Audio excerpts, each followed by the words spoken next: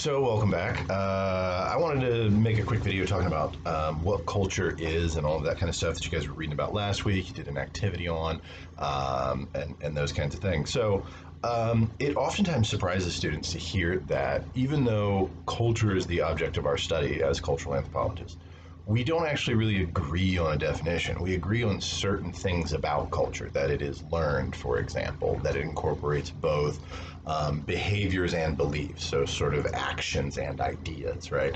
We all agree that those things are there, but what exactly is it? This intangible thing of culture is something that we've debated for a really, really long time. And this goes back well before we were a discipline as anthropologists. To be honest with you, one of the problems here is that culture has usually been something that was described intentionally to be exclusive or to exclude others. And so when you look at some of the early definitions of culture in Europe in the 15, 16, 1700s, it was something that was defined specifically so that it would exclude non-white people. And so it was things like culture is literature and opera and ballet and those kinds of things. And you still see some of the meaning that's left over in that word. You know, when someone is when someone refers to somebody as, oh, he's very cultured, it means that they're into, you know, opera and orchestras and museums and those kinds of things. And so you still see a remnant of that in the word, but of course that's not how we're using it today. And so it really wasn't until E.B. Tyler that you guys read about came along and said culture is a thing that everybody has. Even if you don't have literature and poetry and that kind of stuff, you still have culture. And that was a really revolutionary way of thinking. And it was a very inclusive way of thinking, to include all peoples of the world together as possessing this thing, not just white people. And even then, for Europeans, it's not like they saw all Europeans as cultured. The peasants and the working class and that kind of stuff, certainly they didn't define them as cultured. And so it's been a long time that we've been having this debate, and it's still around with us today, I would argue. Most traditional anthropologists would argue that only humans have culture. I don't know that I agree with that. What ends up happening a lot of times is that we write a definition of culture that we ensure does not include non-human animals, right? And so things like language or whatever, and these kinds of things, we've often fought hard to not acknowledge in other animal groups, social hierarchy, social complexity, really advanced forms of communication. We'll talk about it when we talk about language, but do animals have language? Again, most anthropologists are going to say animals do not have language, they have communication. I don't know that I'm particularly comfortable making that distinction when we're intentionally defining language in a way that will exclude others, in the same way that we've intentionally defined culture as something that will exclude others.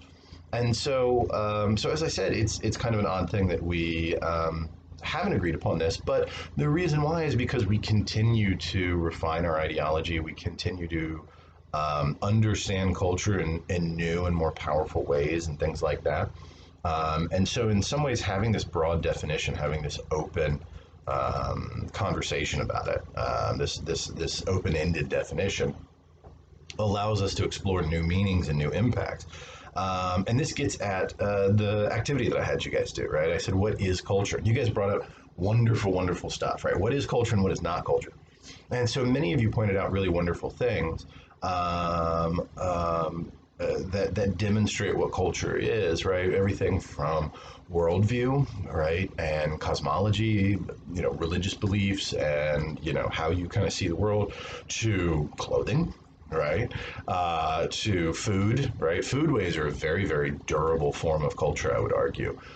When you look at like culture change, for example, with say immigrant populations, you see food as being one of the most durable sort of things long after, the second generation, third generation, fourth generation has stopped using the language or dressing in ways of their sort of ancestral home and stuff like that. You'll still find them eating things that are more traditional in that way, right? So that's a real durable form of culture, right?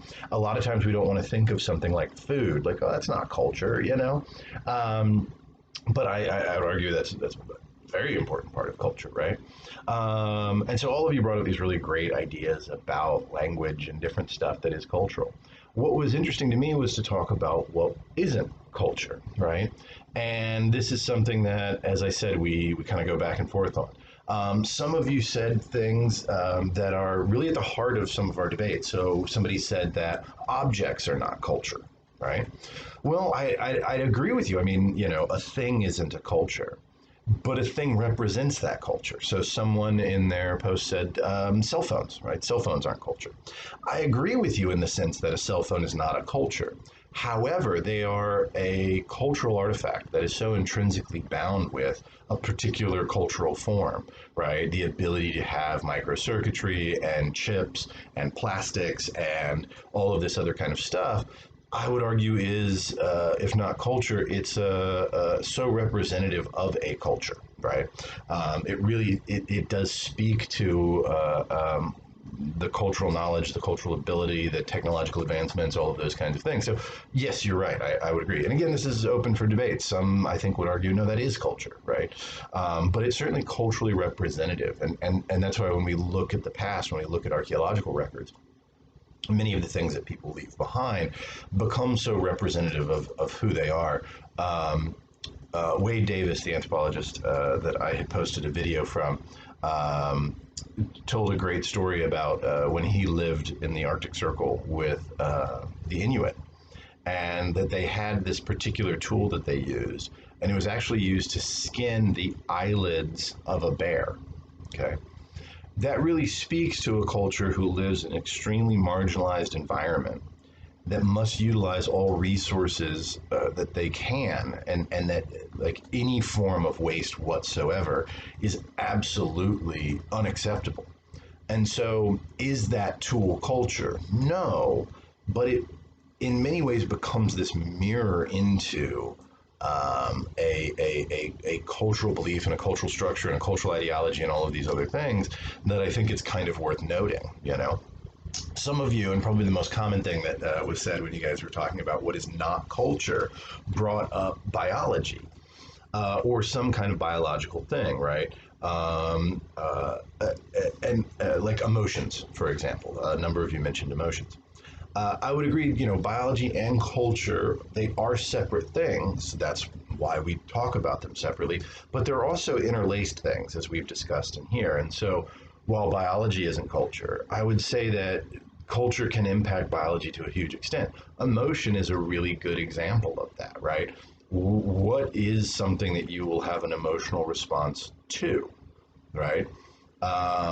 For example, if you are religious, seeing a cartoon depicting your deity doing something ridiculous or stupid or sacrilegious or something like that would probably elicit a very strong emotional response from you. Whereas someone that does not follow your faith or doesn't follow any faith isn't going to have an emotional response to that.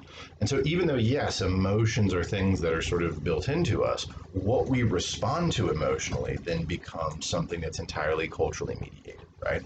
Likewise, what is an appropriate emotional response to something? So if someone insults you in our culture, it is no longer acceptable to say, well, that person insulted me. Tomorrow morning, he and I are going to go out onto the grass and try to shoot one another with pistols. That may have been okay 200 or 300 years ago, Aaron Burr. It damn sure isn't today, right? That's not an emotional response that we will accept, Or if somebody says something mean to you, you can't just punch him in the nose, right? That's not okay. Other times it's more nuanced than that. So, for example, we find tons of studies that an emotional response from women that's totally acceptable might not be from men. So, for example, crying, right? For men to cry is considered more often than not an inappropriate emotional response, even if in that situation it was for a female, right? Those kinds of things. We talked, so as I said, many of you said biology. A couple of people said DNA. DNA is not cultural. I agree with you. DNA is not cultural. DNA exists outside of what you and I culturally think about DNA. Even before Watson and Crick came along, DNA was a real thing, even if no culture had the tools to understand it or see it or explain it in any way. So it's absolutely beyond culture. But it's also something that is still affected by culture, right? We will talk a little bit more about it, but when we talk about things like epigenetics, right, which I think I had mentioned briefly before, that the things that you do culturally can affect your DNA. They can affect your genetic expression, right?